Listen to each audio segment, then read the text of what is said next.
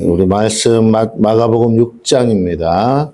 마가복음 6장 1절에서 13절까지 말씀입니다. 제목은 다시 권능을 받는 세대. 다시 권능을 받는 세대.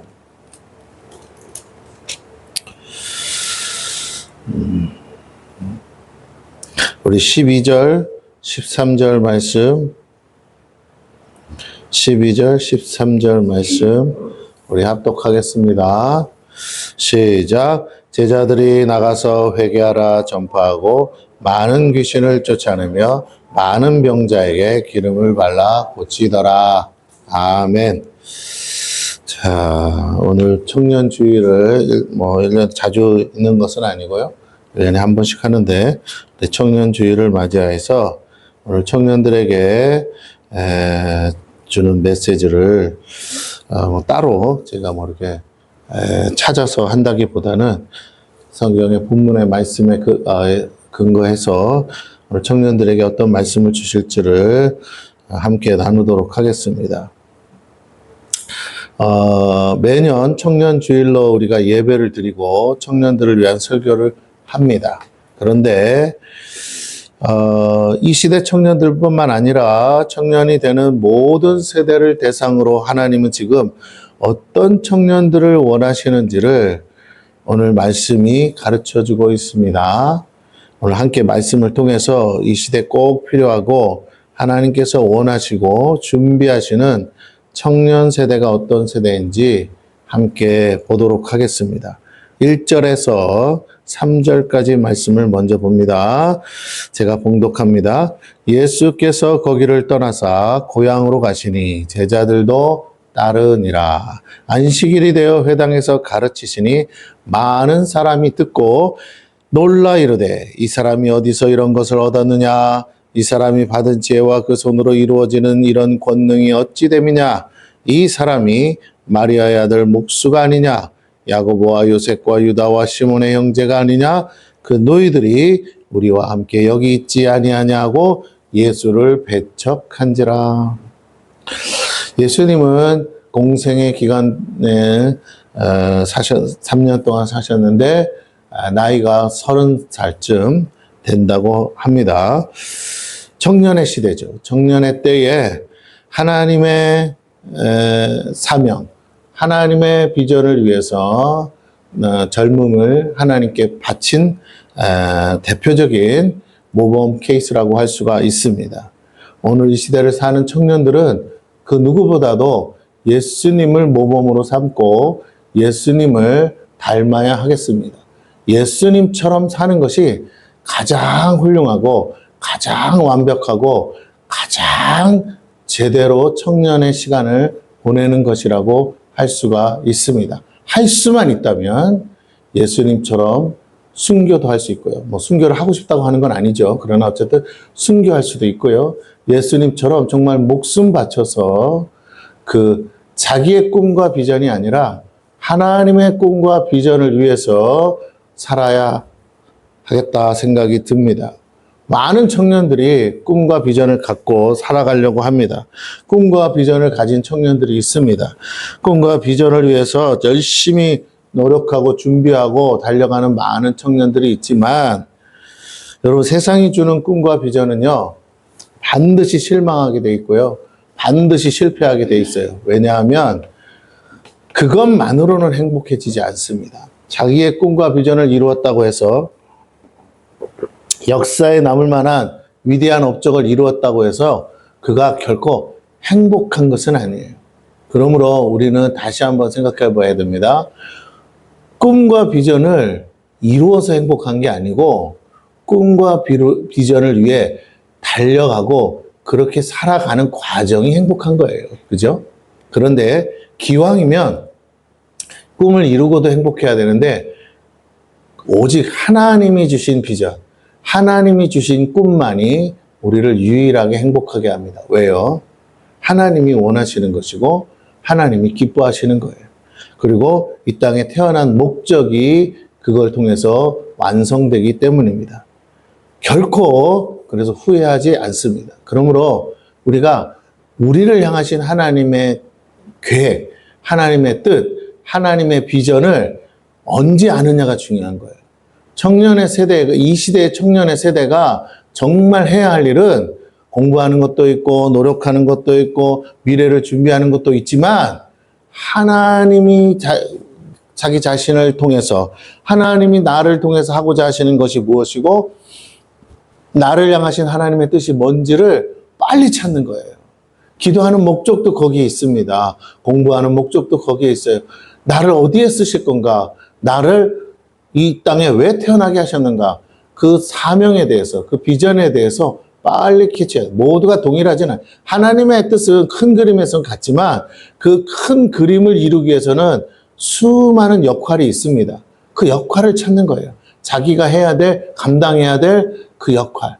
예. 그걸 찾은 사람은요, 그걸 이루는 과정도 행복하고, 그걸 이루었을 때도 행복합니다. 왜? 하나님이 원하신 것이고, 하나님이 기뻐하시는 거기 때문에. 세상 사람이 볼 때는 주의 나라와 의를 위해서 살다가 죽는 거 그렇게 아름답지 않을 수도 있고, 그것이 성공과 승리와 상관없다고 생각할 수도 있겠죠. 근데 그건 이율배반적인 거예요. 왜냐하면 우리가 이 6월을 앞두고 호국보훈의 달이 되면 정말 나라와 민족을 위해서 애쓰고 힘쓴 분들을 우리가 칭송하고 기념합니다. 우리가 6.25 전쟁을 통해서는 승리를 했다고도 할 수 없고 뭐 안 했다고도 할 수 없지만 어쨌든 나라를 반쪽짜리 나라를 지키는 데는 성공을 했습니다. 그러나 그 돌아가신 분들이 완벽하게 대한민국을 통일하고 그렇게 하지 못했다고 그래서 비난합니까? 아니죠. 목숨 걸고 싸웠기 때문에 그 가치를 인정하는 거 아니에요? 일제시대 때는 독립운동을 했다고 해서 나라를 되찾지 못했어요. 일본이 망한 다음에 그냥 정말로 하나님의 은혜로 찾은 거지. 그렇다고 그 앞서 했던 독립운동가들의 그 목숨 걸고 한 독립운동을 폄하합니까? 비난합니까? 우리가 그것을 뭐 평가절하합니까? 아니죠. 남들이 하지 못하는 일을 했기 때문에 우리가 그 누구보다도 칭송하는 거 아니겠어요? 오늘 우리는 결과를 가지고 너무 승부를 걸고 결과를 가지고 인생을 판단하고 저울질하려고 그래요. 그러나 수많은 사람이 평범하게 살면서 역사 가운데 이름을 내지 못하고 수많은 사람들이 정말로 역사 가운데 두고두고 자손 만대까지 지탄을 받고 비난을 받는 사람도 있다는 것을 우리가 기억해야 됩니다. 그럼 어떻게 하는 게 잘 사는 겁니까? 적어도 내가 역사에 어떤 획은 못 긋더라도 욕은 먹지 말아야죠. 정말 오늘 우리가 살아가는 동안에 정말 적어도 나의 가족들에게 있어서만큼은 존경과 칭찬을 받는 삶을 살다 가야죠.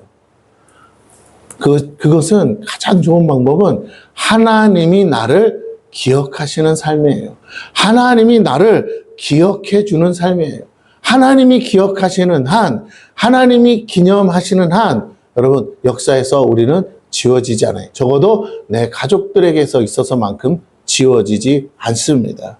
그래서 다시 말씀을 드립니다. 오늘 우리가 뭐 나라와 민족을 위해서까지 뭐 그렇게까지 큰 일을 감당할 수도 있겠으나 거기까지는 못하더라도 여러분에게 부탁하는 여러분의 가족과 여러분의 가정 또 우리 교회에 여러분이 기념이 되고 또 기억이 될 수 있는 성도가 되시기를 축원합니다. 그것은 하나님이 기억할 만해서 기억하게 하시는 거거든요. 그래서 오늘 뭐 단순히 눈에 보이는 어떤 것만을 말하지 않습니다. 여러분의 삶이 그 정확하게 하나님이 원하는 삶을 살면 돼요. 그러면 하나님이 기억하세요. 기억하는 것 정도가 아니라 여러분을 바닥에서 높은 곳까지 세우세요. 왜? 여러분을 통해서 하나님은 영광 받으셔야 되기 때문에 그렇습니다. 결코 여러분의 이름이 생명책에서 지워지지 않는 것뿐만 아니라 여러분의 이름이 정말 여러분의 가정과 자손 만대까지도 기억되고 존경받을 만한 이름으로 남게 해 주실 거라는 거예요. 왜? 하나님은 선하세요. 결코 악한 것을 우리에게 요구하지 않으세요. 그러므로 우리가 그 하나님이 원하는 삶을 살기만 하면 여러분의 인생은 정말 위대한 삶을 사는 것과 다를 바가 없습니다. 그렇죠? 네, 그러므로 우리는 다시 한번 생각해 봐요. 저 이스라엘 땅에 조그마한 손바닥만한 나라에서 되어진 일이 우리의 삶에 무슨 그렇게 중요하다고, 뭐가 그렇게 의미 있다고, 우리나라 역사도 다 기억 못 하는데 뭘 그것까지 기억을 하려고 하겠어요?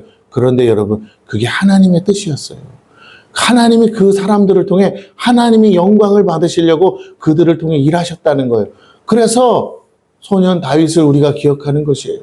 그래서 수많은 사람들을 우리가 기억하지 않으면 안 되는 것이, 마찬가지로 오늘 청년 예수도 우리를 위해서 십자가에 달려 죽으셨기 때문에 우리는 그것을 기억하지 않을 수 없고 우리는 그것을 믿어야만 구원을 받는 줄로 믿습니다. 할렐루야. 그래서 영원토록 하나님은 당신의 아들 청년 예수를 통하여 영원토록 영광 받으시는 거예요.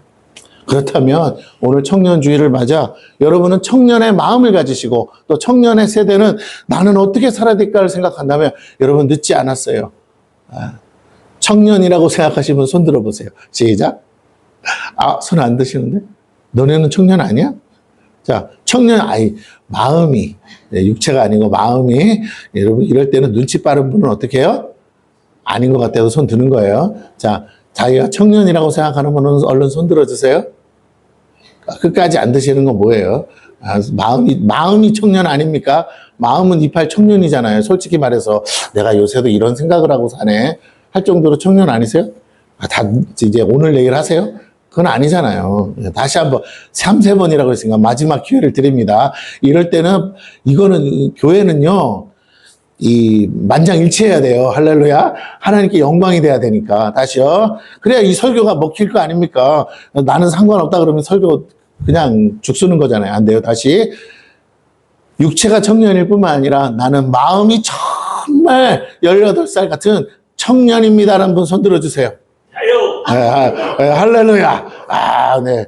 우리 성도님은 진짜 청년같이 사시니까 하나님이 청년으로 다시 사용하실 줄로 믿습니다. 그럼요. 내가 청년이라는 마음을 가져야 쓰시죠. 주여 다 끝났어요. 됐어요. 이제는 빨리 천국이나 데려가세요. 이러면 쓸 수가 없잖아요. 내가 거부하는 건데. 여러분, 그래도 하나님 앞에 몇 년을 더 살든 쓰임 받고 싶다면 나는 아직 청년입니다. 하나님. 청년 같은 마음으로 살겠어요. 예수님 닮으라며요. 그냥 난 예수님 같은 마음으로 사는 게 청년으로 사는 거니까 나는 청년의 마음으로 살겠습니다. 하시고 이제부터 기도하시는 저와 여러분 되기를 축원합니다. 그런 의미에서 옆 사람을 축복해요. 어머, 젊으시네요. 시작. 한 번 더. 아직 한창이네요. 시작. 그럼요. 천국이 좋아도 아직은 아니죠. 맞습니까? 아멘 안 하시네요. 권사님, 천국이 아무리 좋아도 아직은 갈 때가 아니죠. 그럼요. 저번에 누가 주책 없이 얘기했다가 막 혼내셨대요. 아직 갈 때 아니라고. 아직 100세를 더 아직 몇 년 더 남았는데 왜 그러냐고. 그래서 제가 다시 한번 말씀드립니다. 우리 권사님보다 먼저 가시는 분이 있으면 천벌을 받을지어다. 우리 권사님 96세인데 먼저 가시는 일 없도록 그건 어떻게 제 마음대로 합니까? 아니요. 사명을 가지면 죽지 않아요. 할렐루야. 사명이 있는 자는 죽지 않는다고 그랬어요. 기왕이면 어떤 사명을 가지셔야 될까요? 오래 살려면. 아니 오래 살려면 어떤 사명을 가지셔야 돼요? 큰 사명을 가지셔야지. 할렐루야. 그렇잖아요. 오늘 잠깐 하고 이루어질 사명이라면 그까짓 거는 오늘 하고 그냥 땡치고 천국 가면 돼요. 그런데 뭐라고요? 적어도 목사님 제가 앞으로 30년은 더 살 것 같은데 30년짜리 내가 비전을 갖고 싶습니다. 하나님은 충분히 주실 수 있다고 믿습니다. 아멘. 그러니까 최소한 여기 계신 분들 저보다는 조금 하시니까 저는 앞으로 한 50년짜리 비전을 가질랍니다. 그러니까 여러분은 30년짜리 비전을 가지시기를 축원합니다. 그럼요. 이제 얼마 안 있으면요. 우리 힘없다 그렇게 말해도 소용없어요. 제가 유튜브 보니까 몸에 차고 다니는 게 있어요. 그거 차니까 막 노인네들이 산을 오르내리더라고요. 그 기계가 벌써 나왔어요. 좀 비싸서 그렇지. 한 100만 원 넘더라고요. 근데 그거 이렇게 차고 다니면 기력이 없는 분들도 막 등산을 해버려요. 나 그 영상으로 봤거든. 그래서 실제로 지금 팔아요. 그래서 세상 좋아졌다. 앞으로 조금만 더 가면 노인들, 어르신들도 어르신이라고 말할 수가 없어요. 그렇게 복잡하지 않아요. 그냥 이렇게 잠깐 찼다, 이 벨트 차듯이 찼다 풀었다 하는 거거든요. 그보다 이제 저 과학이 발달하면 더 좋아지겠죠. 여러분 아시잖아요. 요번에 구글에서 나온 거 안경, 실제 안경. 실제 안경이 뭐라고요? 여기 컴퓨터 모니터처럼 화면이 나와서 AI랑 즉 그 자리에서 대화하고 뭐 길 좀 가르쳐주고 그러면 화면에 떠서 길도 가르쳐주고 다 나왔어요. 벌써 개발 다 끝났어요. 그거 삼성에서 만들잖아요. 우리나라 안경 그 업체가 이거를 제작을 하고 그 안에 기계 그거는 우리 핸드폰처럼 삼성이 다 설계해서 하고 소프트웨어만 구글에서 이제 제공을 해요. 그래서 팔기는 구글에서 파는데 제조는 삼성에서 합니다. 근데 벌써 다 나왔어요. 여러 가지 디자인으로 앞으로 더 계속 나올 거예요. 왜 다른 회사들도 가만히 안 있을 거니까. 그러면 얼마 안 해요. 뭐 중국제 나오면 더 싸겠죠? 예. 앞으로 점점 세상 좋아집니다. 이 좋은 세상 얼른 천국 가지 마시고 오래 사시기를 축원합니다. 할렐루야. 요새 마음들이 이상하신가? 예? 자꾸 이렇게 대답이 없으신데 별로 살고 싶지 않으세요? 난 몸도 아프고요, 목사님. 조금만 기다려 보시라니까요. AI가 이제는요, 의사가 혼자서 하던 거 AI가 하면 수십 년 걸릴 거 하루아침에 끝난다잖아요. 그러면 약도 개발되고 오만 거 다 개발되면 여러분 정말 살기 싫어도 오래 살게 될 줄로 믿습니다. 그러니까 조금만 인내하시고 기다리시길 바라요. 그런데 그러려면 어떻게 해요? 비전을 가지세요. 그리고 사명을 받으세요. 여러분 하나님은 여러분을 향한 계획이 없는 게 아니라 다 있습니다. 여러분이 아이고 나는 그냥 내 멋대로 살다가 이대로 살다 죽으려고 하니까 그런 거지 하나님이 다 주셨어요. 여러분의 마음에 뭐라고요? 빌립보서 2장 13절에 있는 말씀처럼 자기의 미쁘신 뜻을 위하여 우리에게 소원을 두고 행하시느니라 그랬어요. 여러분 안에 내 생각 같고 내 소원 같은데 아니요. 하나님이 하나님의 뜻을 위해서 그 사람만 생각할 수 있는 소원을 주셨다고요. 남들은 꿈도 못 꾸는 소원을 여러분에게만 주셨어요. 말도 안 되는 것 같아 차마 말 못하는 거고 이 나이에 내가 뭘 할 수 있느냐 생각해서 부끄러워서 말 못하는 거지 그래도 여러분 안에는 그 소원을 줬다고요. 그걸 하나님 앞에 기도하세요. 그리고 이게 맞다면 하나님 나를 통해 이루어달라고 기도하시는 저와 여러분 되기를 축원합니다. 할렐루야. 예, 그러면 하나님 일하신다니까요. 자, 오늘 아까 읽었던 1절에서 3절 내용을 다시 요약해서 설명드리면 예수님은 회당장 야이로의 집에서 죽은 소녀 곧 야이로의 딸을 살려주었죠. 달리다금 하면서. 그리고 다시 어디로? 고향으로 돌아가셨어요. 고향은 갈릴리 나사렛입니다. 그곳에서 주님은 안식일에 회당에서 말씀을 가르치고 전하셨습니다. 또한 그곳에서 많은 병자를 고치고 귀신을 쫓아내셨어요. 사람들은 놀라워했고 예수님의 설교와 사역을 보고 놀라지 않을 수 없었어요. 이전에 보고 듣지 못한 일들이기 때문에 그렇습니다. 즉 그들은 종교적 삶을 살고 있다가 예수님을 통해 진짜 하나님의 역사를 눈앞에서 보니까 신앙적인 삶이 어떤 것인지를 깨닫게 됐어요. 야, 하나님이 죽은 줄 알았는데 살아계시네. 예. 왜 그러면 하나님을 믿는 척 했습니까? 요즘 저 이슬람 사람들이랑 똑같아요. 안 믿으면 불이익이 오니까. 권세 있는 말씀과 손으로 하는 사역을 통해 성령의 역사하심을 체험하게 됐다는 거예요. 그들이 가진 신앙이 송두리째 뒤집히는 사건이기도 합니다. 문제는 그 예수가 생판 모르는 사람이 아니라 그곳에서 자라온 청년 예수, 곧 마리아의 아들이며 목수였던 바로 그 예수 청년이라는 것입니다. 자녀들이 부모에게, 가정의 달이니까 자녀들이 부모에게 바라는 게 뭐냐면요. 돈 많이 벌어다 주고, 돈 많이 벌어 상속 크게 해주고, 그런 게 아니에요. 자녀들이 첫째로 부모에게 원하는 건 자기를 인정해 주는 거예요. 그리고 칭찬을 아끼지 않는 것이죠. 네, 칭찬받고, 유일하게 다른 사람 다 안 해줘도 칭찬받고 싶은 대상이 있다면 부모예요. 그리고 인정받고 싶은 대상도 부모입니다. 이건 변함없어요. 네, 우리가 인색해서 좀 문제인 거지. 자, 그렇습니다. 그런데 여러분, 우리가 없는데 칭찬할 수 없고, 없는데 무조건 인정할 수는 없어요. 그거는 편애죠, 편애. 그리고 그거는 과잉보호죠. 본인이 생각해도 내가 칭찬받을 일이 없는데 우리 엄마 아빠는 너무 그러면 아이들이 부담감을 가져요. 네. 넌 무조건 잘할 거야. 무조건 잘할 수 있어. 이거는 칭찬 아닙니다. 객관적으로 정확하게 잘한 것이 있을 때 칭찬해야 돼요. 야, 너는 내가 보니까 나한테는 없는데 너는 이런 재능이 있는 것 같아. 너무 나는 이거 생각도 못한 거 너는 참 잘한다. 이러면서 이렇게 칭찬해야 되는 거예요. 예. 그러니까 여러분 아이들한테 여러분 나이가 먹어도 마찬가지예요. 자녀들한테 야, 난 너를 생각, 너는 참 착한 것 같아. 이런 말 하면 안 돼요. 그럼 아이를 망치는 거예요. 부모가 착하다는 말을 해서 잘 되는 아이가 없어요. 왜? 착하지 않은 걸 지가 아는데 엄마가 착하다고 하니 자꾸 엄마를 뭐 해야 돼요? 부모가 있을 때만 착한 척 하면서 속이는 거예요. 밖에 나가서 나쁜 짓 다 합니다, 여러분. 아시죠? 예. 여러분이 그랬잖아요. 밖에 나가서 다 나쁜 짓 해놓고 엄마, 부모님 앞에서 안 그런 척 한 거잖아요. 왜? 화내니까. 그러니까 부모에게 착한 자녀가 되게 만들면 안 돼요.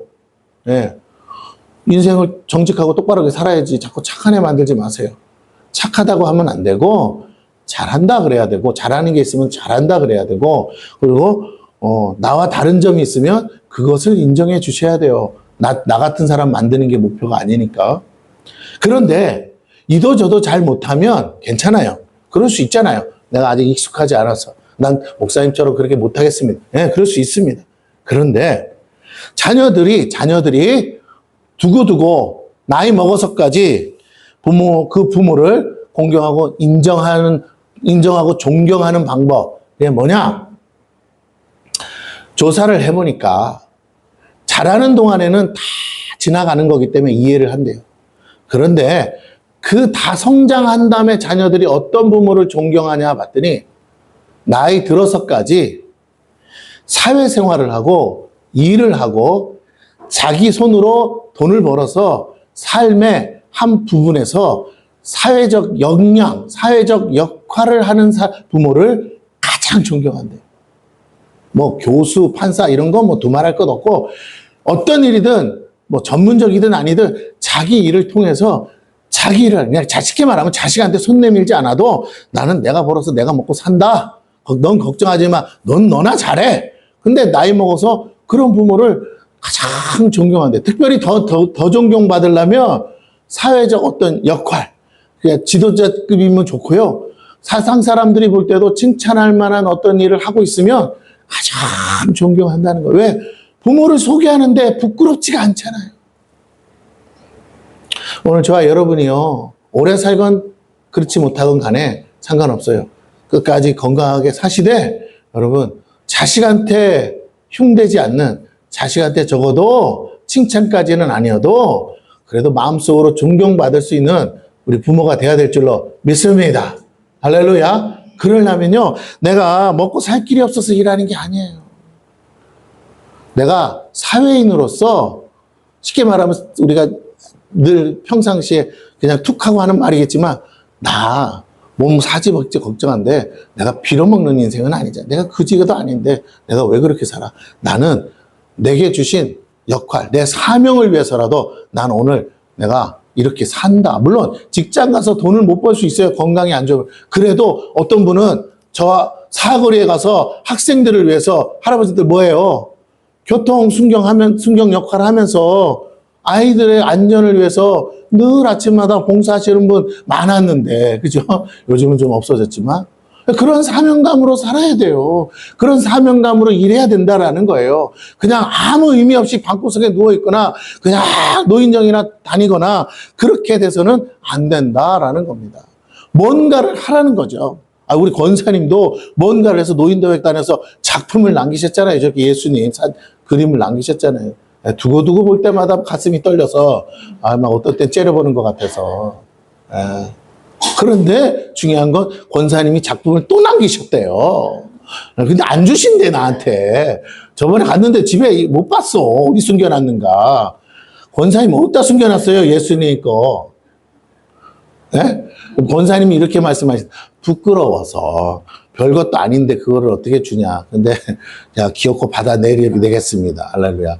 교회에다가 이제 나만 보면 안 되니까 여러분도 보라고 제가 교육관에다 걸어놓을까 생각 중인데 어쨌든 끊임없이 여러분 자녀들에게 존경받을 그러려면 어떤 마음이라고 아까 말한 것처럼 아직 나 할 수 있어.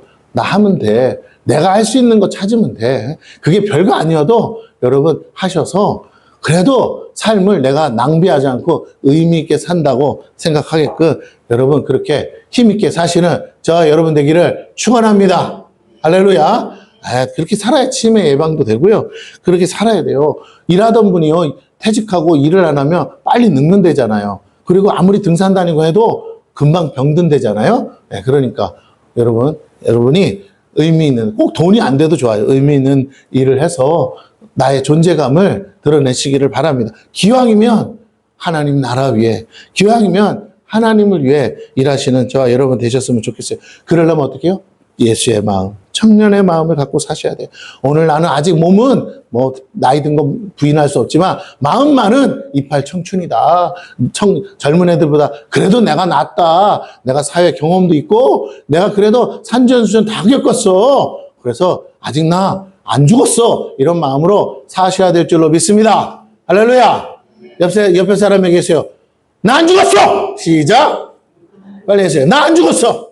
야, 날 뭘로 보고 그러잖아요. 나 안 죽었어요. 애들이 가끔 그러잖아요. 아버지 엄마가 뭘 안다고 막 가끔 이렇게 우리가 잘 모를 수 있어서 핀잔 주면 막 그러거든요. 근데 지가 모르는 거 우리가 얘기하면 뭐라 그래요? 알 필요 없다 그러거든. 그거 우리가 똑같이 해야 돼. 그거 알 필요 없어. 그러니까 여러분 걱정하지 마세요. 그거 알 필요 없어. 다시 한번 여러분에게 도전을 드립니다. 청년의 마음을 가지시기를 바랍니다. 이제 갈수록요, 고령화가 돼서 교회도 아무리 열심히 해도 젊은 애들보다 이제 어르신들이 자꾸 늘어날 수밖에 없어요. 오시는 분들이 다 그래요. 근데 젊은 애들이 더더욱 안 오려고 그래. 나이 드신 분들만 가득하니까. 그렇지만 걱정하지 마세요. 청년들이 안 오는 게 아니고 반드시 본인이 존경하는 사람이 있으면 여기 할머니, 할아버지가 가득한 건 상관없어요. 온다니까요. 와요. 젊은이만 있다고 젊은 애가 오는 게 아니더라고요. 우리 애들도 학교 다니는데 맨날 자기가 좋아하는 교수님은 자랑하고 자기가 싫어하는 교수님은 좀 욕하더라고요. 그러니까 여러분 다시 한번 부탁을 드립니다. 자기 동기들, 선후배들은 별로 얘기 안 해. 나한테 해줄 얘기도 없겠죠. 그래, 엄마한테 항상 보면 어느 교수님 얘기하고 하더라고. 그러니까 여러분에게 부탁드립니다. 존경할 만한 사람을 존경할 수 있게끔 우리가 모두 그렇게 되기를 바랍니다. 지나온 과거는 어떻게 살았도 중요하지 않아요. 오늘 여기서부터 그렇게 살면 됩니다. 근데 그게 쉬워요. 어려운 게 아니에요. 누구를 위해? 주를 위해. 하나님을 위해 살면 하나님이 우리를 통해서 일하시는데요. 자, 봅니다.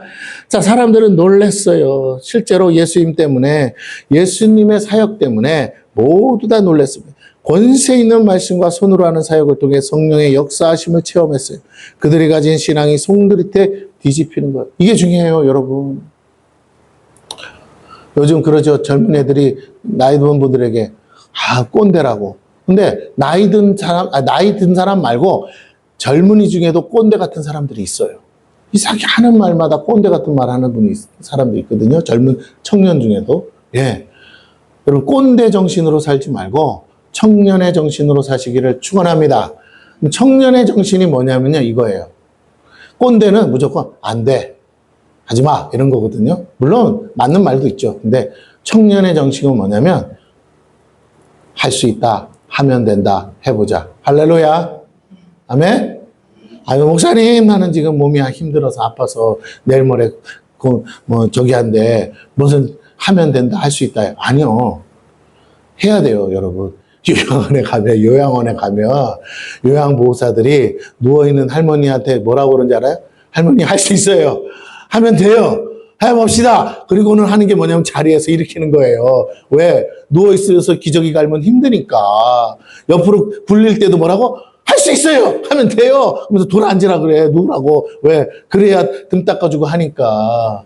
허구한 날 한다고요. 여러분, 그렇게 해서 그런 소리 듣지 마시고, 엉덩이 이렇게 하려고 그런 소리 듣지 마시고, 지금부터 이게 할 수 있다, 하면 된다, 해보자. 할렐루야.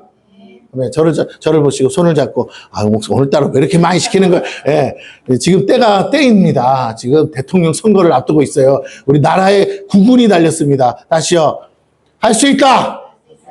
오른손 드시고 해보세요. 나만 이상하지 않지. 그냥 따라했어요. 다 하는데 혼자 안 하면 그게 더 이상해요. 다 같이 오른손 들고, 자, 다시요. 할 수 있다! 하면 된다. 해보자. 그러면 또 이렇게 보세요. 뭘요? 아까 얘기했잖아요. 주의 일을, 하나님의 일을 늦지 않았어요. 여러분, 이제 해도 돼요. 아이고, 저 젊은 것들이나 찬양하고 젊은 것들이 아니에요. 여러분이 하시면 돼요. 역할이 다르다고. 얘들은 얼굴 이렇게 하고 하는 게 좋아요. 얘네가 뭐 돈이 있어요. 얼굴로 하는 거지. 맞아요? 몸뚱아리 성하니까 몸으로 때우고. 근데 우리는 뭘로? 우리 돈 벌어 오니까 돈으로 하시고, 기도로 하시고 하면 돼요. 그래, 역할은 다르지만 할 수 있고 하면 되고 해봅시다. 그런데, 그래서 청년의 마음으로 가는데, 이 청년 예수가 거기에 랍비가 있어요. 장로가 있어요. 거기에 수많은 사람들이 많이 있음에도, 자기보다 연장자들이 많이 있음에도 청년 예수가 앞에 나가서 성경을 펴고 회당에서 말씀을 전하고 그 앞에서 뭐라고요? 살아계신 하나님의 권능을 가지고 일했다는 거예요, 여러분. 여러분이 잘 아는 조용기 목사님이 청년 때부터 목사했는데 천막에서 했다가 여러분 나중에 보세요. 30대 때 벌써 1000명이 아니라 10,000명이 됐어요. 40대 돼서는 10만 명, 20만 명이 돼버렸어요. 세계 최대 교회를 세웠습니다. 뭐 나이 먹어서 하신 게 아니잖아요. 40대 때 벌써 세계적인 목사가 됐어요. 그러니까 한국 교회 안에 어르신 목사님들이 없었겠어요? 그런데도 아무도 말을 못해요. 그런데도 강단에서 선포하면서 오늘도 이 환자가 나왔습니다. 오늘도 저 환자가 나왔습니다. 할 때 다 손들고 나오는데 하나님 앞에 감사헌금 하는데 내가 그렇게 치료받았다고 간증하는데 이구동성 뭐 어쩌고 저쩌고 말 많이 했지만 결론적으로 뭐예요? 아무도 역사 가운데 지금도요 말 못해요. 젊다 나이 많다는 중요하지 않아요. 하나님이 쓰시면 되는 줄로 믿습니다. 나이 많으신 김장한 목사님도 지금도 이래요. 지금도. 극동방송 사장님 하면서 나이가 벌써 80이 넘었는데 지금도 돌아다니면서 일합니다. 여러분, 우리의 마음의 문제임을 깨달으시길 바라요. 마음만 바뀌어도 병은 다 낫는다잖아요. 그러므로 오늘 여기 계신 모두의 마음이 다시 청년의 때로 돌아가시고 우리는 이미 실패도 경험해봤고 어떻게 하면 안 되는지도 알아요. 그럼 다시 그렇게 안 하면 돼요. 청년 때처럼 그렇게 열정적으로 못해도 지금 찬찬히 조금씩 하면 언젠가는 생각보다 몇 년 안 지나서 일을 이루는 것을 보게 될 수 있어요. 지금도 대학 가는 노인네들 지금도 그거 시험 보는 거 있잖아요. 많습니다, 지금. 검정고시 치는 어르신들 검정고시 가면요, 젊은 애들 없어요. 반 이상이 3분의 2가 다 노인네들이에요. 그리고 대학 시험 보는 분들 많아요. 수능 시험 보고. 그러니까 다시 한번, 요즘은 검정고시만 잘해도 수시로 가니까 수시로 대학에 가는 분도 많습니다. 여러분 보고 대학 가라는 게 아니라 늦지 않았다는 걸 말씀을 드려요. 문제는 그 예수가 생판 모르는 사람이 아니라 그곳에서 자라온 청년 예수 곧 마리아의 아들이며 목수였던 바로 그 예수 청년이라는 거예요. 그 가족과 형제들이 모두 이곳에 살고 있었습니다. 누구보다 어려서부터 예수의 성장을 봐온 사람들은 지금 그들 앞에 나타난 예수는 전혀 다른 사람이라는 거예요. 그래서 예수를 받아들이기보다는 의심하기 시작하고 배척할 수밖에 없었어요. 특별히 그의 가족이 환영하지 않는 예수는 더더욱 환영받지 못하기 때문에 예수는 이미 그의 가족들에게는 미친 사람으로 낙인이 찍혔습니다. 예수님은 결국 자신의 고향에서조차 환영받지 못했어요. 예수님은 이런 자신에 대해 이렇게 말씀하셔요. 4절에서 6절입니다. 예수께서 그들에게 이르시되 선지자가 자기 고향과 자기 친척과 자기 집에서는 존경을 받지 못함이 없느니라 하시며 거기서는 아무 권능도 행하실 수 없었다만 소수의 병자에게 안수하여 고치실 뿐이었고 그들이 믿지 않음을 이상히 여기셨더라. 이에 모든 촌에 두루 다니시며 가르치시더라. 할렐루야. 예수님은 자기 자신을 선지자로 소개하시면서 자신이 환영받지 못한 것이 이상한 것이 아니라 선지자이기 때문이라고 말씀하세요. 선지자이기 때문에 자기 고향과 자기 친척과 자기 집에서는 환영받지 못하고 오히려 그 외에서 존경받는다고 말씀하셔요. 선지자가 가진 특수한 상황 때문에 당연히 고향에서 가족과 친척들에게 환영받을 수 없다는 겁니다. 예, 환영받을 수 없어요. 그 이유가 뭐냐면 그들이 알고 있는 예수와 지금의 예수는 전혀 다르기 때문이에요. 즉, 그 전에 알던 예수는 친구 예수, 형 예수, 뭐 오빠 예수, 아들 예수, 사적인 예수예요. 그러나 이제 예수는 하나님의 사명을 따라 살기 때문에 공적 예수로 바뀌었습니다. 그래서 상충한다는 거예요. 여러분, 아들이 있어요. 고시 공부해서 열심히 공부하는데 고시에 떨어질 때까지는 그냥 내 아들이에요. 응원하고 그래요. 그런데 내 친척이고 내 일가 형제고 그럴 수 있습니다. 그러나 고시에 합격해서 검사되고 판사되는 순간 그는 고위 공직자예요. 그에게 내가 사적으로 부탁하고 사적으로 요구하고 사적으로 뭔가를 바라서는 안 된다는 거예요. 야, 네가 애미애비도 없냐? 어떻게 내 부탁을 안 들어주냐? 너는 형제도 없냐? 어떻게 형 부탁을 안 들어주냐? 안 되는 거예요. 맞습니까?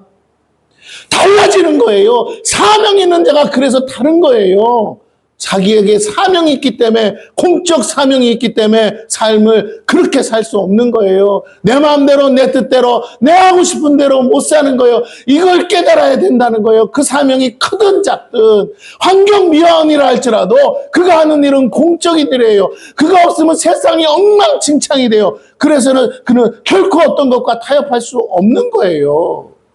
비록 환경 미화원일지라도. 여러분, 오늘 우리의 삶에 우리가 너무나 자기 자신이 공적 존재임을 깨닫지 못하기 때문에 삶을 내 마음대로 내가 하고 싶은 대로 개떡같이 막 살아버리는 거예요. 오늘 나는 가정에서나 집에서는 그냥 개인적으로 사적으로는 그렇게 뭐 대단한 사람 아니어도 되고 대단할 필요도 없습니다. 하지만 나가서는 사회생활을 하고 나가서는 사회인으로 살아야 되고, 그렇다면 여러분은 적어도 공적인 삶에서, 직장에서 적어도 내가 뭐냐가 중요하잖아요. 그렇다면 나는 거기에 합당한 삶을 살아야 되는 거예요.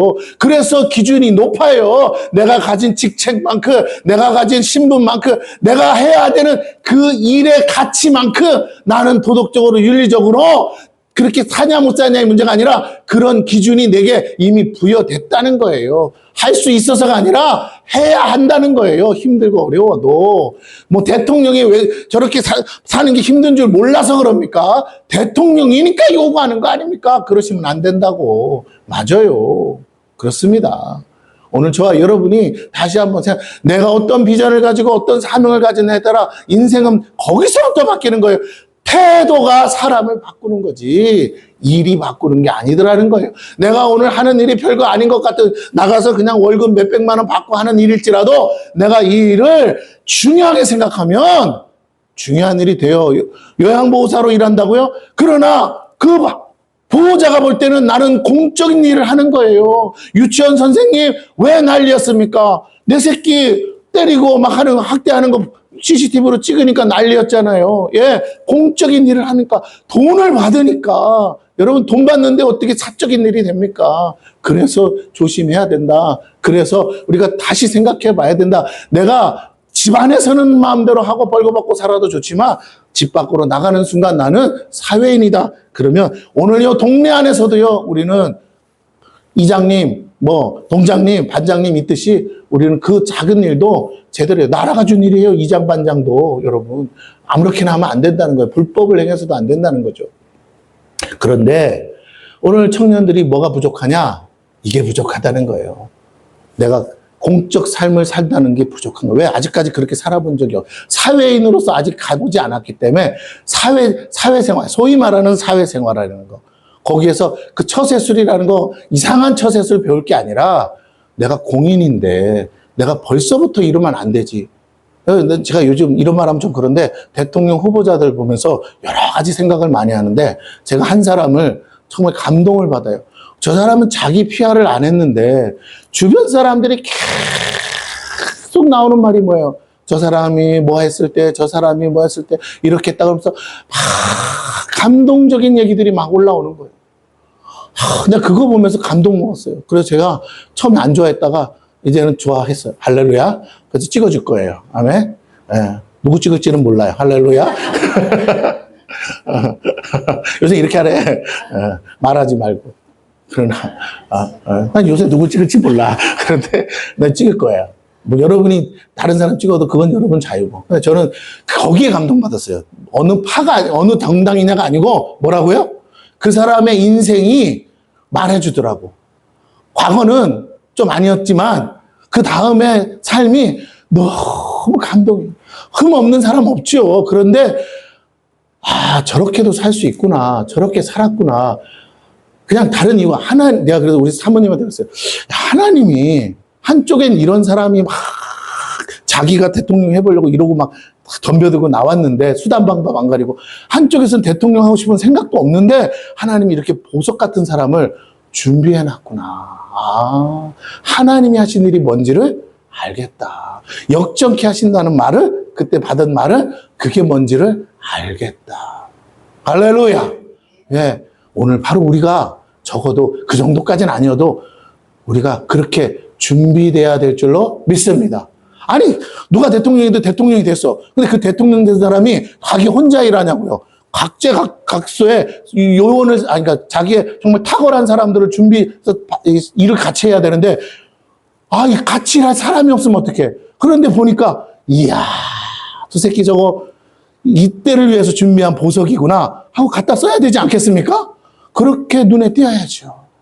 오늘 저와 여러분이 지금은 아무것도 아닌 것 같고 그냥 감춰진 것 같은데 그렇게 하나님 앞에 하늘나라에서 보시는 하나님, 이야 너 그렇게 숨어 있었는데 이제 내가 너를 들었으리라 하면서 꺼집어낼 수 있는 하나님 마음에 아파 저와 여러분 되기를 축원합니다. 세상에 내놨을 때요 오만 사람이 달려와서 나도 잊어버리는 온갖 험을 다 드러내면 일 해보지도 못하고 끝나지만 드러냈더니 뭐라고요? 이건 뭐 욕보다 뭐라고요? 미화가 더 많아. 그러면 뽑아주기 싫어도 뭐라고요? 사람이요 싫었다가도 다시 생각해 봐야겠다. 내가 지지했던 사람보다 이 사람이 더 훌륭한데 내가 지금 내 이득보다 나라와 민족을 생각한다면 이 사람을 뽑아야겠다는 그 변화가 일어날 줄로 믿습니다. 나는 그 역전의 드라마가 써질 거라고 믿어요. 누가 해서가 아니에요. 하나님이 하셔서. 당에서도 지지를 안 해준다잖아요. 오죽하면 지금도 선거 나가면 유세비가 드는데 돈을 결제를 안 해준다잖아요. 유세 비용을. 자기 돈으로 하고 있대잖아. 세상 이런 데도 하고 있어요, 여러분. 불평도 안 하고 비난도 안 하고 한 소리 안 하고 하잖아요.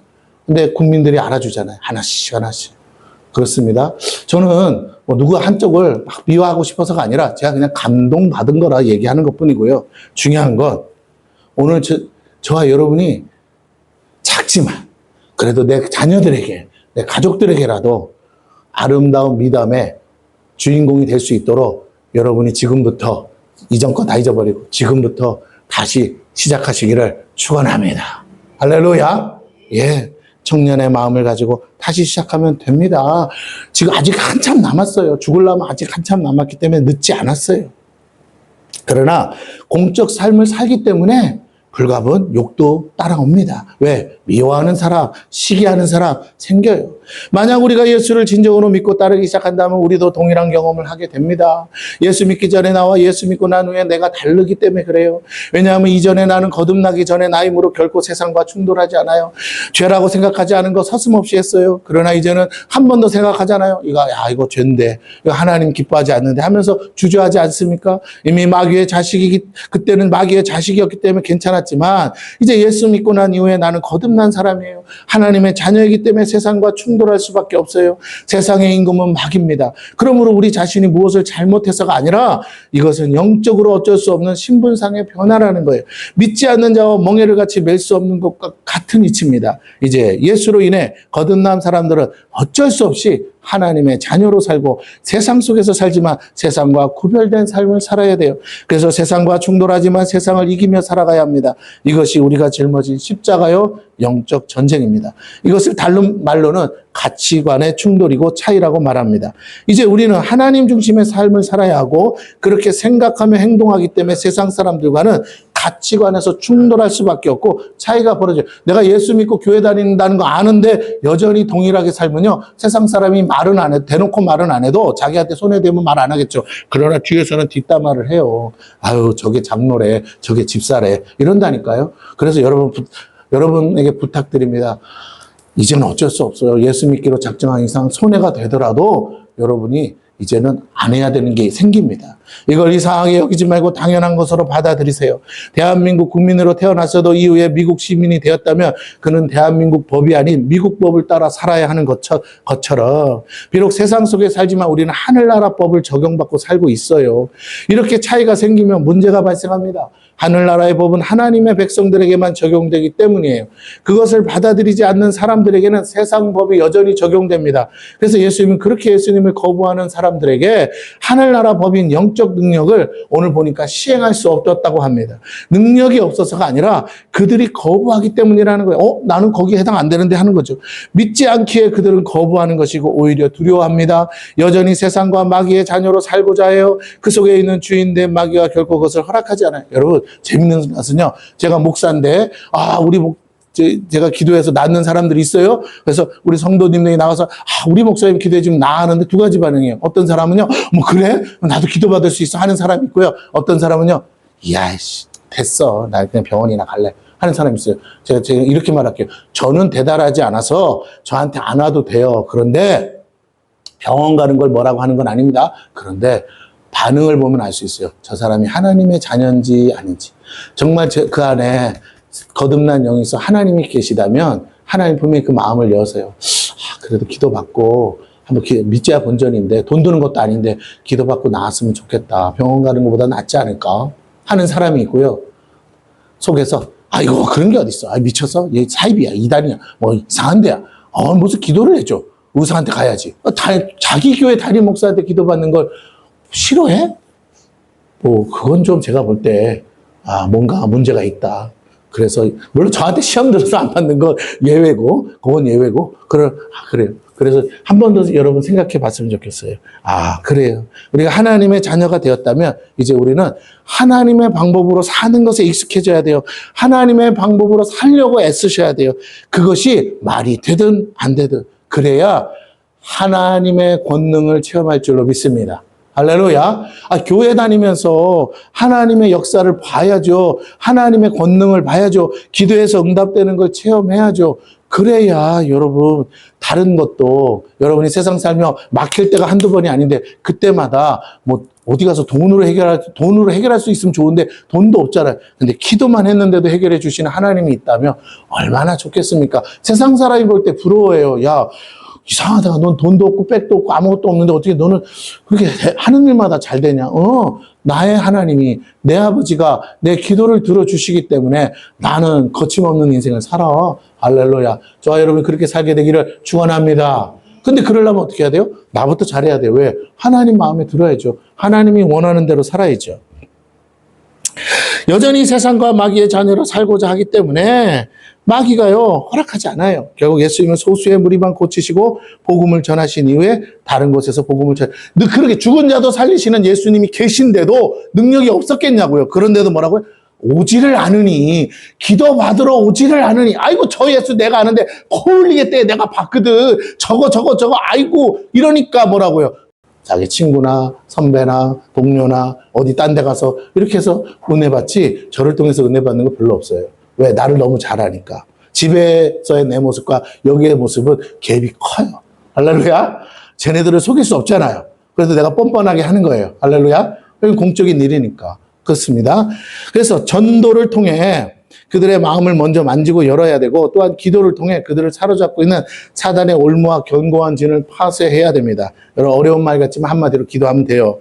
앞으로 청년들이 교회를 떠나지 않고 교회의 주인공이 되기 위해서는 그들을 사로잡고 있는 세상의 영을 결박하고 대적하고 그 올무를 끊어야 됩니다. 그리고 청년들이 다시 교회 안으로 돌아올 수 있도록 인격적 관계 속에서 전도의 문이 열려야 됩니다. 복잡하게 말하지 않겠습니다. 기도하고 전도하면 된다 이 말이에요. 청년들의 마음을 열기 위한 노력이 필요하죠. 근데 그냥 무조건 기도하고 전도하면 되냐? 그렇지는 또 않아요. 방법이 있어요. 권위적이고 비합리적인 접근으로는 결코 청년들의 마음을 얻을 수 없어요. 그들에게는 비권위적인 만남이 필요합니다. 그래서 어쩔 수 없이요, 친구와 같은 동등한 인격적 만남의 장이 필요해요. 내가 꼰대처럼 다 버티고 앉아있으면 안 돼요. 가장 좋은 전도는 또래가 전도하는 것이죠. 친구 따라 강남도 간대잖아요. 청년이 청년을 전도하는 것이 가장 좋겠죠. 그와 동시에 합리적인 복음 제시가 필요합니다. 이것이 일방적인 선포가 아니라는 거예요. 야, 예수 믿어! 그래야 천국 가! 이렇게 일방적으로 해서 되는 게 아니라는 거예요. 그들의 궁금증을 풀어줄 만큼 천천히 인내함으로 설득해야 된다는 거죠. 그들의 필요에 반응하는 맞춤식 전도가 필요해요. 그들의 궁금증에 반응하고 필요를 채워주는 인격적인 관계가, 다른 말로 하면 관심을 가져야 돼요. 군대에서도 관심사병이 있듯이 관심을 가져줘야 돼요. 저 사람이 나한테 관심 넣는데 갑자기 나타나가지고 예수 믿으라면 믿겠냐고요. 예수를 내가 믿는 나조차도 길거리에서 생판 모르는 목사님이 교회 가자 그러면 가겠어요? 오히려 의심하지. 요즘 같은 세상에 이단 사입인가 아닌가 하고 확인한 다음에 가지 않겠습니까? 덜렁 따라가지 않아요. 그러므로 관심과 관계가 중요하다는 겁니다. 그들 안에 있는 빈 마음을 만져줄 친절한 동료가 필요해요. 그렇게 서로가 공감할 수 있는 사람들을 통해 서로의 마음을 나누고 자연스럽게 복음을 제시하고 인격적 신뢰와 존경의 관계를 통해 예수 그리스도를 만날 수 있게 된다라는 것이죠. 존경할 만한 사람이 믿는 예수가 그들이 원하는 예수라는 겁니다. 즉 예수를 말하지 말고 보여달라는 거죠. 예수를 따르고 닮은 진정한 예수의 제자가 있을 때 청년 세대는 돌아오기 시작합니다. 부모 세대와 기성 세대로부터 받은 상처와 아픔 그리고 사회로부터 받은 상실감을 채워줄 누군가가 필요해요. 우리는 나이 들어서도 일하고 싶잖아요. 그래서 나이 들어서 일하느라고 자리를 지키고 있다 보니까 청년들이 들어갈 자리가 없는 거예요. 그렇다고 막 경기가 좋아서 막 성장하면 좋은데 새로운 일자리가 막 생기면 좋은데 그렇지도 않아요. 일자리는 점점 없어져요. 서로 먹고 살기 힘들어서 나이 든 부모 세대와 자녀 세대가 서로 지금 경쟁하는 구도에 있습니다. 그리고 다 세상은 또 경력자를 원해요. 요즘도 지금 거의 90%가 경력 사원만 뽑았대잖아요. 그러다 보니까요. 청년들이 갈 데가 없어요. 그러니 집구석에 있는 청년들 가지고 뭐라고 하면 안 돼요. 뽑아주는 데가 없어요. 경력 자체를 없어서 아예 아무도 서류에서 다 떨어지는 거예요. 그럼 어쩌라고. 자신을 이해하고 알아줄 사람이 필요합니다. 여기서부터 복음이 시작됩니다. 일방적인 선포와 정답을 강요하는 가르침은 그들의 마음을 사로잡지 못합니다. 오히려 반감을 사요. 넌 몰라. 그렇게 하면 안 되는 거야. 저도 그럴 때가 있는데 그러니까 애들이 안 들어요. 네, 사실은 어떤 청년들이 교회에 오든 우리는 그들의 입장에서 이해할 준비가 돼야 돼. 그래서 우리 자녀들과 대화할 때 저도 그런데 어떤 때는 이래요. 남처럼 들어야 돼.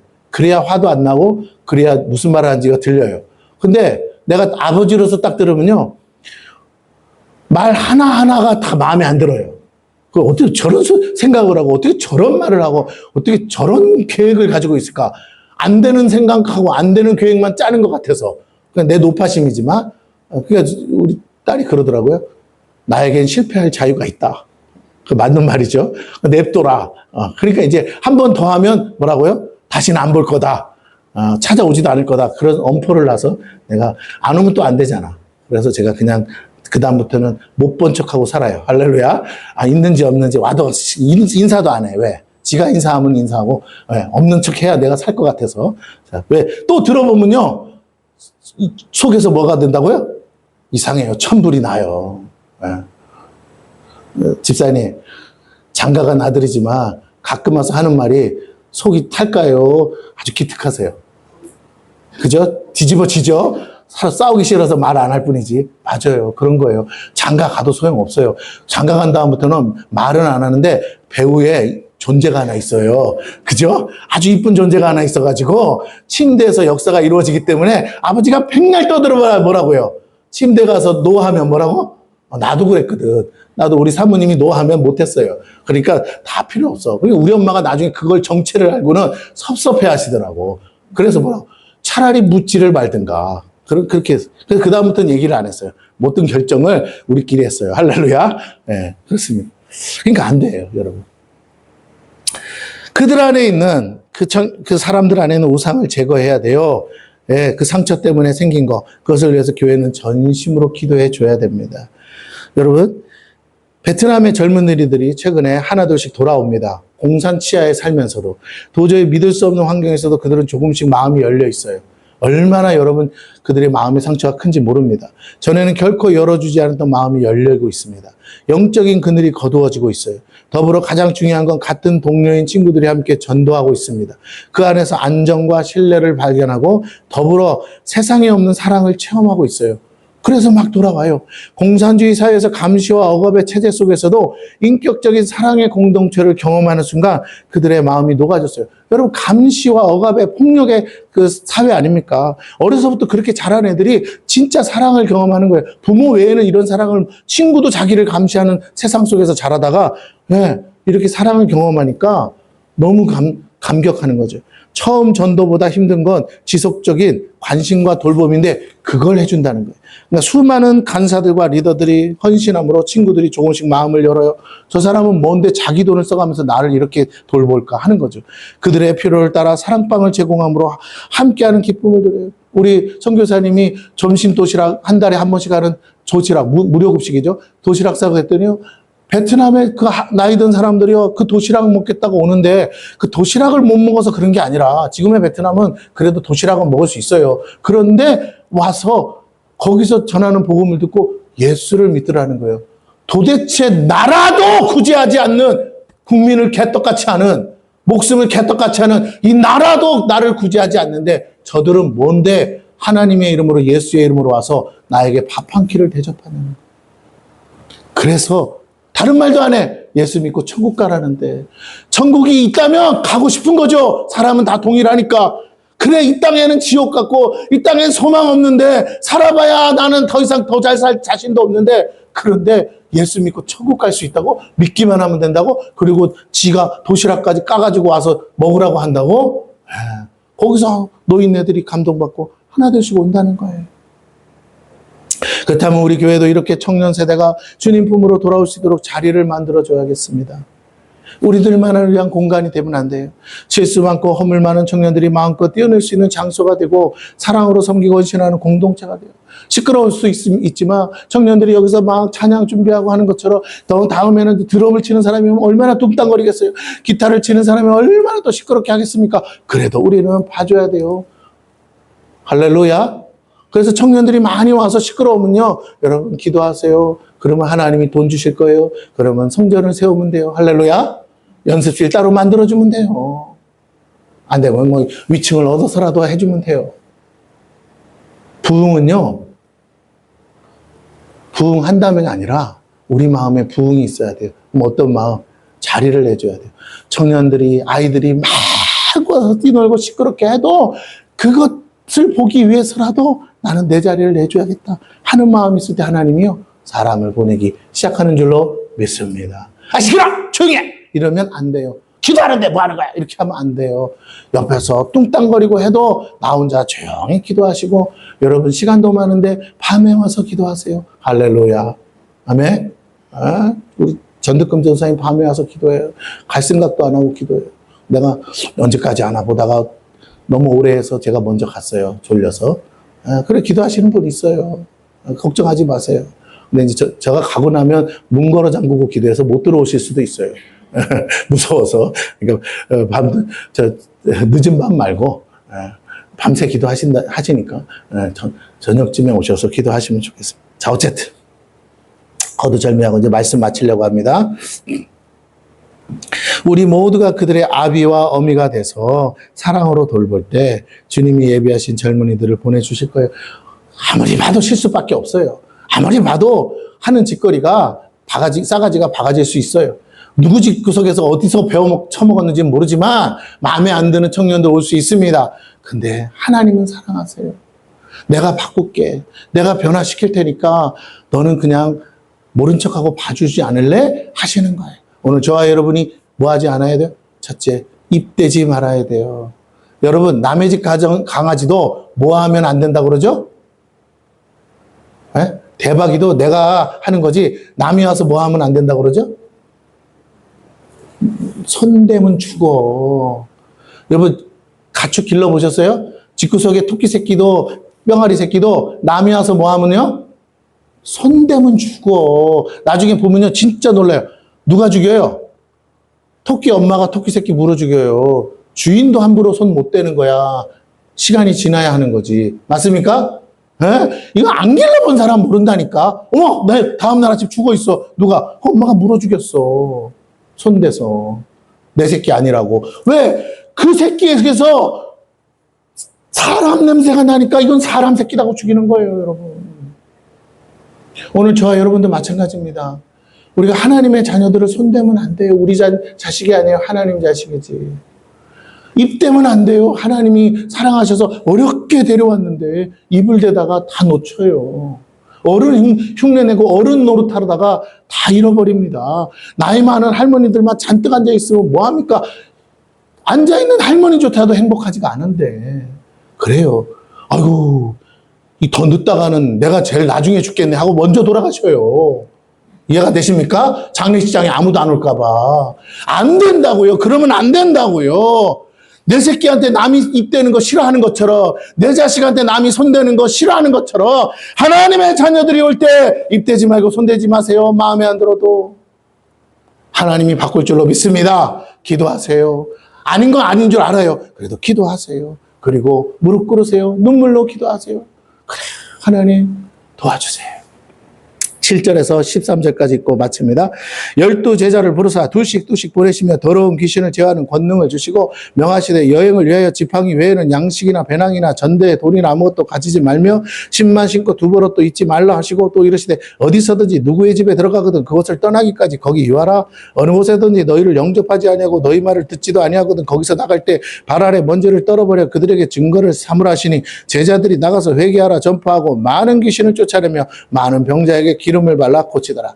자, 아이고 목사님 그래도 아닌 건 아니지 말도 하고 가르치기도 하고 해야 되지 않겠습니까? 예. 근데 그 자격을 주고 권위를 준 사람에게 해야 돼요. 담당자 전도사가 있으면 전도사한테 맡기든 목사가 하는 겁니다. 교회 안에서는. 그런데 여러분의 불만을 저한테 얘기하는 건 좋아요. 그러나 여러분이 직접 가서 얘기하는 건 가급적 자제해야 돼요. 왜냐하면 그 한마디가 그에게 더 큰 상처가 될 수 있습니다. 아유 여기 똑같구나 한다고요. 예, 그래서 조심하셔야 됩니다. 예, 그런데 더 중요한 거. 자, 여러분이 참을 수도 있고 다 좋은데, 뭘 믿어야 되냐면, 우리의 믿음대로 되는데, 저도 여러분을 향해서 동일한 믿음을 갖고 갑니다. 보세요.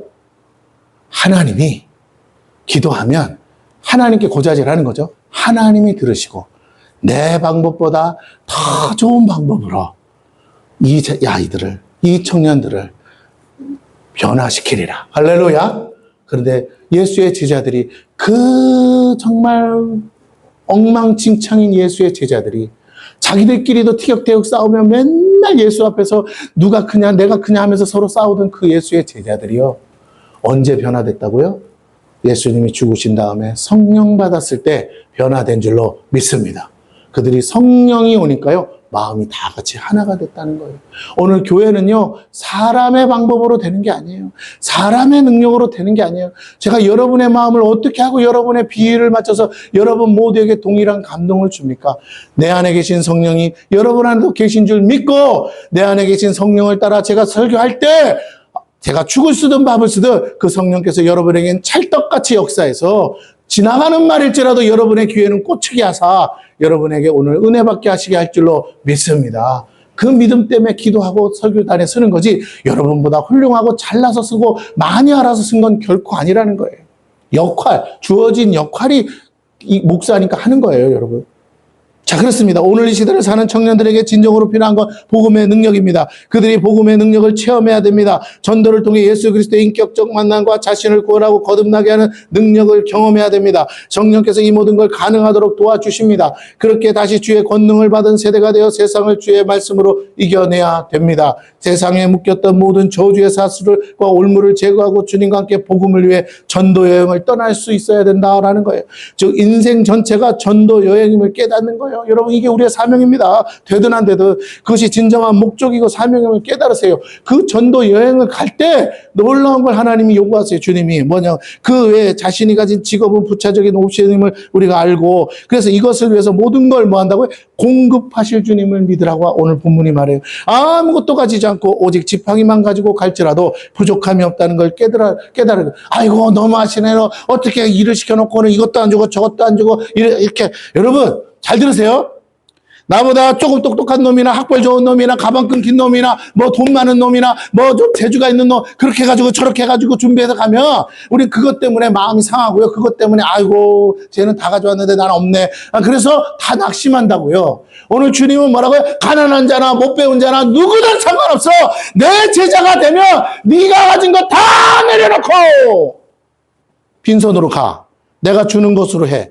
내가 주는 권능으로 일해. 내가 주는 능력으로 일해. 그런데 놀라운 일이 생길 거야. 공평하게 많이 배운 놈이든 적게 배운 놈이든 능력이 많은 놈이든 아니든 흙수저든 금수저든 내 이름 석자 가지고 가서 복음 전하면 동일한 결과를 얻으리라. 할렐루야. 하나님이 너희와 함께 하사 역사를 이루시고 하나님이 너희와 함께 하사 내 이름을 전할 때 내가 너와 함께 한다는 걸 눈으로 보게 될 거야. 나는 비록 여기 있어도 그곳에 내가 있는 것처럼 동일하게 내가 한 것처럼 동일한 역사가 일어날 거야. 너희가 예수 이름으로 말할 때 동일하게 귀신이 떠나가고 너희가 예수 이름으로 기도할 때 병자가 낫는 역사가 마치 내가 거기 있는 것처럼 역사해 줄 것이고 마치 내가 거기 있는 것처럼 느끼게 될 것인데 마치 하나님이 함께 하셔서 모든 것을 책임지시고 공급하신 것처럼 느끼게 될 거야. 돈 없는 거 아무 걸림돌 안 돼. 능력 없는 거 아무 걸림돌 안 돼. 금수저 흙수저 아무 걸림돌 안 돼. 공평하게 내가 너희를 사용하리라. 믿음만 갖고 가. 할렐루야. 믿음에 따라서 받는다는 거예요. 얼마나 좋습니까? 청년들이 뭘 합니까? 경험이 있습니까? 뭔 돈이 있습니까? 아무것도 없어요. 그런데 뭐라고요? 빈손으로 가도 충분히 부족함이 없게 하시겠다는 하나님의 약속이 있다는 거예요. 그래서 도전할 수 있는 거예요. 여러분 누가 선지자인 줄 아세요? 예수 믿고 기도해서 하나님이 뭐라고 씹으려서 그래서 하나님이 이렇게 간다고 예언 기도해 주는 걸 우리는 선지자라고 생각합니다. 아니요. 성경은 그렇게 얘기한 적이 없어요. 성경 어디에도 그건 선지자 아닙니다. 하나님의 음성을 듣는 건 맞지만 절대로 선지자는 그렇게 해서 음성 듣고 뭐라 하지 않아요. 선지자는 어떤 사람이 선지자면 원문에 나오는 것처럼 선지자는 기록된 말씀을 전하는 자가 선지자예요. 할렐루야. 원문의 뜻이에요. 선지자, 선견자라는 용어의 히브리어 원문의 뜻이 뭐라고요? 기록된 하나님의 말씀을 뭐 하는 자? 전하는 자.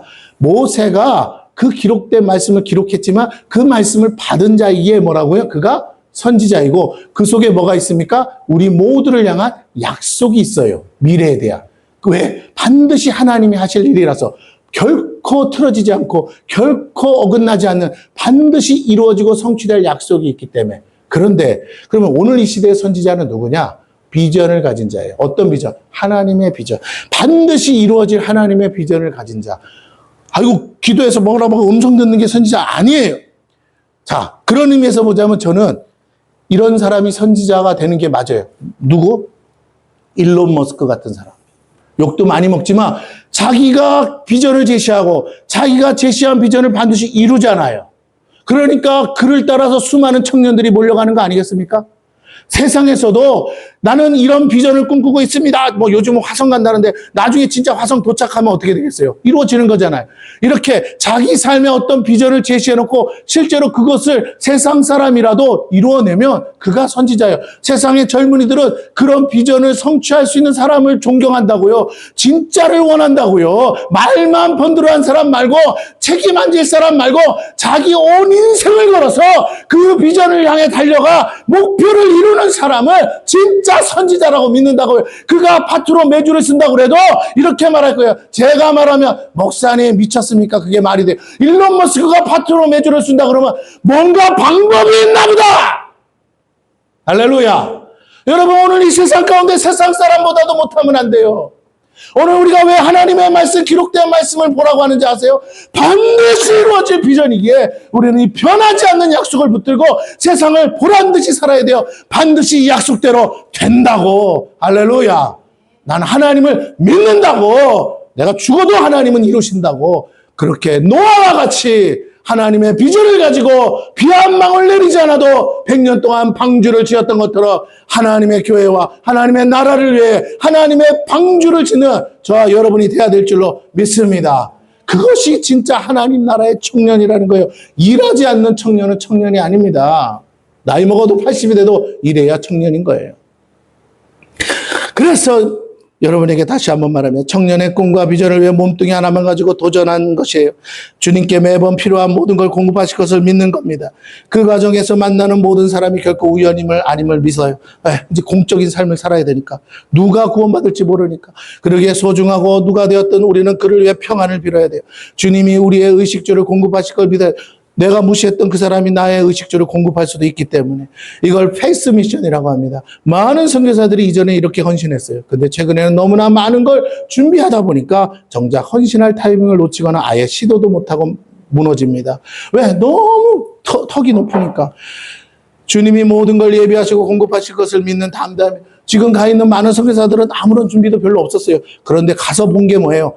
주님이 예비하셨다라는 거예요. 만날 사람을 주시고. 맨 땅에 헤딩하는 과감한들, 여러분 사업도 마찬가지예요.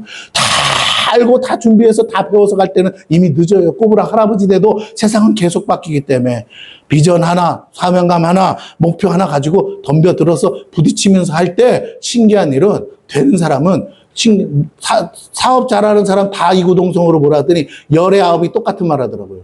똑똑해서 한 게 아니고 운이 좋았대요. 운이 좋았대요. 신기하게 이상하게 돕는 사람이 생기고 이상하게 뭐가 일이 순리적으로 풀리고 물론 고비도 있었지만 이상하게 안 될 거였는데도 그렇게 하다 보니까 되더라고요. 그러더라고요.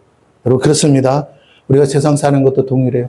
아무런 문턱이 없는 게 아니라 그것도 비전 때문에 견디고 이기고 넘어가려고 할 때 기가 막힌 곳에서 그 문턱을 넘으려는 순간 하나님의 준비된 축복이 있다는 것이 오늘 그것을 맛보시는 저와 여러분 되기를 축원합니다. 그럴 때 하나님이요 그 비전에 사로잡힌 자들을 통해 하나님 이 세상 모든 거 아무리 보세요.